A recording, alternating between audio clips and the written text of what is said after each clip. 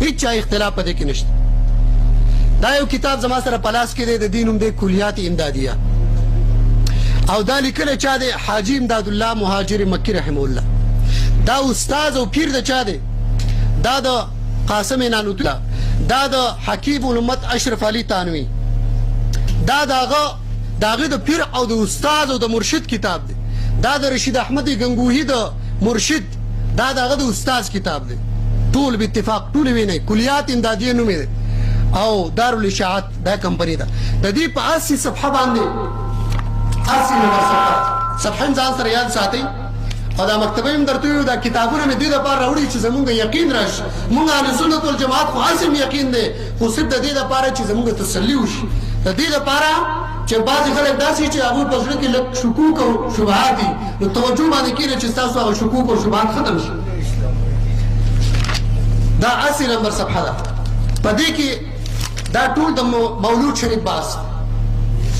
میلاد شریف باس، مولود او میلاد. مولود داسې یو لفظ قرآن کریم کې 3 کرته دا ذکر دی، مولود ورته ویلی شي، میلاد هم ویل، میلاد شریف ورته موږ د نبي اکرم صلی الله علیه وسلم پیدایش. دی په خپله باندې حاجي امداد الله مهاجر مکی فرمایي مشرب فقیر کا یہ ہے، زما معمول دا دی، زما معمول دا دی کہ محفل مولود میں شریک ہوں، چې زه په خپله باندې په میلاد النبی په محافلو کې شریکېږم، او یوازې شریکېږم نه بلکہ ذریعہ برکات سمجھ کر منعقد کرتا ہوں، بلکہ د خیر او د برکت سبب او علت او ذریعہ ګرځوم، او دا په مخه باندې زه په خپله باندې منعقد کوم، زه په خپله باندې منعقد کوم. حاجي امداد الله مهاجر مکی، امداد کلیات امدادیه. دا دویم کتاب ګورئ، دا دی امداد الفتاوا، او تصنیف د چا دی؟ گر کو آگ لگ گئی گر کے چراغ سے. امداد الفتاوا حکیم الامت مجدد ملت حضرت مولانا اشرف علی تانوی، دا داغه تصنیف. امداد الفتاوا جلد نمبر 6 صفحه نمبر 312 صفحه باندې دا په خپله باندې وایي چې والاحتفال بذکر الولادة الشریفه، د نبی اکرم صلی الله علیه وسلم په میلاد محافلو کې، دا محافل دا سدي بل هو جائز، فهو جائز، دا جائز دی، جائز پریدا، بل مندوب، بلکې دا مستحب عمل دی. مستحب ته چې څوک شرک وایي څوک بدعت وایي کوم ځای ته رسي. مونږ دا نه وایو بچا باندې واجب او لازم دی یقین وکړه، شرک ورته مه وایه، بدعت ورته مه وایه، ته یې مه کوه. هغه څوک به یې کوي چې چا ورسره تعلق وي، چا ورسره محبت وي، البته د شرک تابع مه ده. دا په خپله باندې وګورئ. دا دریم کتاب امداد المشتاق الى اشرف الاخلاق، دا د چا تصنیف دی؟ حکیم الامت مولانا اشرف علی تانوی، صفحه نمبر 53 په 57 صفحه باندې هم دا شته، او د دې په 52 صفحه باندې دا 44 نمبر دا یو حکایت دی. وہی فرمائے کہ مولود شریف تمام اہل حرمین کرتے ہیں، میلاد شریف تمام حرمین کئی، مکہ مدینہ والا کئی، میلاد شریف ہمیں کئی. اس قدر ہمارے واسطے حجت کافی ہے. وہی زمون د پاره د میلاد د مناوالو د پاره دلیل هغه دا کافی دی چې حرمین کې، نو زمون د پاره دا دلیل کافی دی. امداد المشتاق، او د دې په صفحه 57 باندې صفحہ نمبر 58 میں فرمایا ہمارے علماء مولود شریف میں بہت تنازع کرتے. زمونگا علماء چی دین واغا پا مولود کی تنازع کے دیت خبر دا دیکھوا متوجہ شے. زمونگا علماء چی دی وی بازی پا کدا سی دی چی آغا مولود شریف کی تنازع کے تاہم علماء جواز کی طرف بھی گئے. دیر علماء پا دی جواز طرف تتری دی چی دا جائز دے، مستحب دے. جب صورت جواز کی موجود ہے پھر کیوں ایسا تشدد کر دے؟ چی دا جواز صورت موجود دے بیا ولی وہ فتوی پہ لگے، بیا ولی وہ تشدد کے فتوی پہ لگے. ہمارے واسطے اتباع حرمین کافی ہے. زمون دپار اتباع حرمین کافی دے. چاہت میلاد کی گی نویمون بیم کو امداد المشتاق. دا یو مکمل عقائد علماء دیوبند قدیبا اتفاق دا داوی مکمل کتاب دا عقائد علماء دیوبند. کتاب اقبل باندې ویل مکتبۃ الحرمین. د دې په صفحه نمبر 53 مکمل د میلاد باره کې دې تپوس شوی سوال کې شوی دی چاہے تاسو دې باره کې څه وایي السؤال الواحد والعشرون أتقولون إن ذكر ولادته صلى الله عليه وسلم مستقبح شرعا من البدعات السيئة المحرمة أم غير ذلك آیا تاسو داسې وایي چې د نبی اکرم صلی الله علیه وسلم د ولادت باره کې ذکر او مجلس جوړول دا بدعت دی او دا حرام دی او دا قبیح کار دی دا سوال ته شوی دی السؤال الواحد والعشرون 21 نمبر سوال دا سوال ته شوی دی صفحه نمبر 53 الجواب جواب ورکړي څوک جواب ورکړي عقاید علماء دیوبند ټول علماء دیوبند جواب ورکړي بالاتفاق دوی جواب ورکړي چې حاشا ويرګز داسې دا چرته کېدای شي مونږ خو لا پرېږده بیا هم علماء دیوبند یو علماء یو مونږ خو لا پرېږده ان يقول احد من المسلمين فضلا ان نقول نحن ان ذكر ولادته الشريفة عليه الصلاة والسلام بل وذكر غبار نعاله وبول حماره صلى الله عليه وسلم مستقبح من البدعات السيئة المحرمة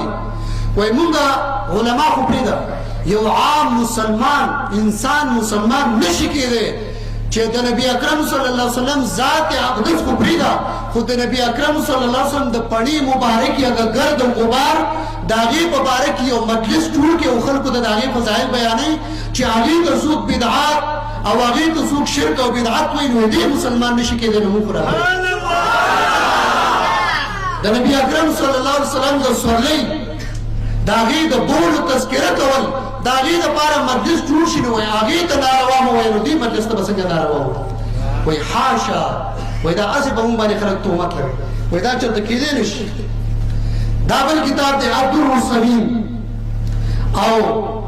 الشیخ ولی الله محدث دهلوی څوک چې فارغېږي نو په سند کې به دا نوم خامخا محدث دهلوي د دې په 61 نمبر صفحه باندې تاسو ګورئ الحديث الثاني والعشرون أخبرني سيدي الوالد قال كنت أصنع به طعاما صلة بالنبي صلى الله عليه وسلم خپل د والد صاحب کیسه د شاه عبدالرحیم صاحب وایي ده به هر کال د نبي اکرم صلی الله علیه وسلم دپاره طعام تیارو په میلاد باندې چې نبي علیه الصلاة والسلام د خوشحالۍ دپاره خپل اظهار به یې کوو طعام به یې تیارو په خلکو باندې به یې تقسیمو صدقه به یې کوله د هر چا خپل یو طاقت نبی اکرم صلی الله علیه وسلم په خپله باندې د پیر په لمونځ جوړې وه صحابه کرامو ته یې تپوس وکړو سئل عن صوم یوم الاثنین فقال ولدت فيه په دې کې زه پیدا شوی یم یو طریقه نبی علیه السلام وښودله چې که چېرته زما داسې امتیان وي چې د هغوی طاقت نه یې وس دی روژه ونیسئ زما د زړه خوشحالۍ اظهار دی په څلوېښتم کال د نبوت باندې نبی اکرم صلی الله علیه وسلم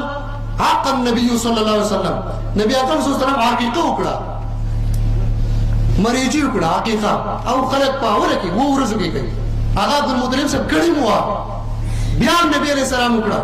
صحابه کرامو تپوس کو دا تاسو ساورې ولې نه نبي علیه الصلاة والسلام فرمایي خپل د خوشحالۍ لپاره خپل د میلاد د خوشحالۍ د پیدایش خوشحالۍ باره دې طرف ته نبي علیه السلام اشاره وکړه چې د داسې امتیان وي چې هغه وس او طاقت لري ساورې حلال کړي داسې مو کوي دا هر چا خپل یو وس او طاقت دی وایي زما والد صاحب چې دی نو هغه به هم داسې طعام خلکو له تیاره او صدقه به یې کوو یو کال مې داسې راغی چې دې فرمایي فلم یفتح لي سنة من السنین شیء اصنع به طعاما یو کال داسې راغی چې په هغې کې زما سره څه طعام څه نه وس مې نه و طاقت مې نه و فلم اجد الا حمصا مقلیا ما یو څو دانې چې دي نو هغه مې راواغستې او په دې هغې مې لږې خوږې کړې په دې ګوډه کې خوږې مې کړې بیا مې په دې خلکو باندې تقسیم کړې فقسمته بین الناس فرأیته صلی الله علیه وسلم وایي ما په خوب کې نبي اکرم صلی الله علیه وسلم ولیده وبين يديه هذه الحنس او د نبی اکرم صلی الله علیه وسلم په لاس مبارک کې مخې ته چې نو هغه دانې پرتې وي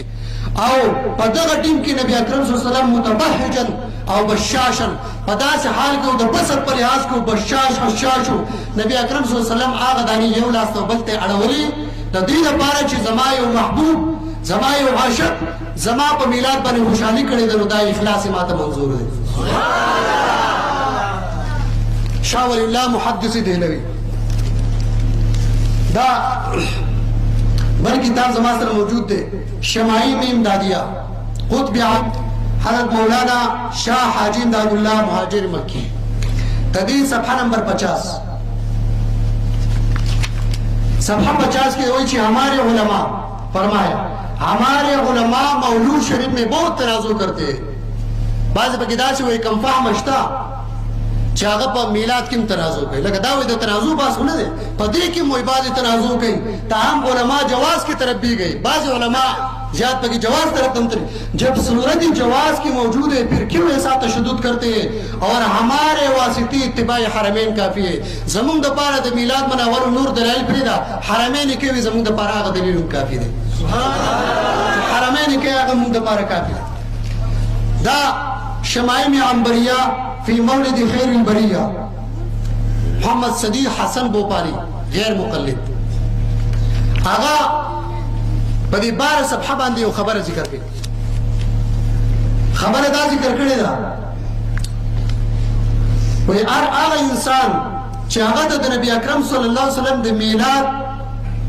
داغي وته پته ولګي جس کو حضرت کی میلاد کا حال سن کر فرحت حاصل نہ ہو آغا انسان چی در نبی اکرم صلی اللہ علیہ وسلم در میلاد پتہ ہوتا ولگی او دی پدی بانی فرحت حاصل نہ کی خوشحالی پدی بانی حاصل نہ کی اور شکر خدا کا حصول پر اس نعمت کے نہ کرے او در نبی اکرم صلی اللہ علیہ وسلم پدی نعمت عظما باندی دے دا اللہ تعالی شکر ادا نہ کی دخو ډیره لویا فتوه لګولې ده دی وی چې و مسلمان نه وي یا د سره مسلمان نه دی یا د سره مسلمان نه دی چې د نبی اکرم صلی الله علیه وسلم غو د عظیم نعمت عظما هغه نعمت عظما الله جل مجده یو امت ته ورکړی او هغه امت په هغې باندې خوشحالي ونه کړي نو وایي دا به څه امت وي دا خو د سره مسلمان نه دی هغه انسان چې د هغه په خوله کې ژبه یې د نبی اکرم صلی الله علیه وسلم صفت پې ونه کړي وایي دا انسان خو د سره دی وہ مسلمان نہیں جو ان کا حق ادا نہ کرے حضرت سے وہی آغا انسان چی پخلے کی جبل ہے او دا نبی اکرم صلی اللہ علیہ وسلم نات پی نہ ہوئی صفت پی نہ کئی وہی دا خو انسان نہ دے انسان خو آغا دے چی آغا دا خپل احساس ہوشی چی زما وجود نن دا چا دا وجہ نہ دے زمون دا دنیا چی رنا دا دنیا چی موجود دا دا چا دا وجہ نہ دا اللہ جل مجدو فرمائی کنت کنزا مخفیا فخلقت الخلق ویزا یو پتا خزانو ما دا مخلوق پہ فاحببته ان اعرفا ما دا محبوب اکڑا چی دا خلق دی ما ہو پی جنی زدی معروف کڑشم زما معرفت تی اکڑشی فخلقت نور محمد صلی اللہ علیہ وسلم دا طولنا اول ما دا خپل محبوب نور پیدا کرو بیا میں دی تمام جہان پیدا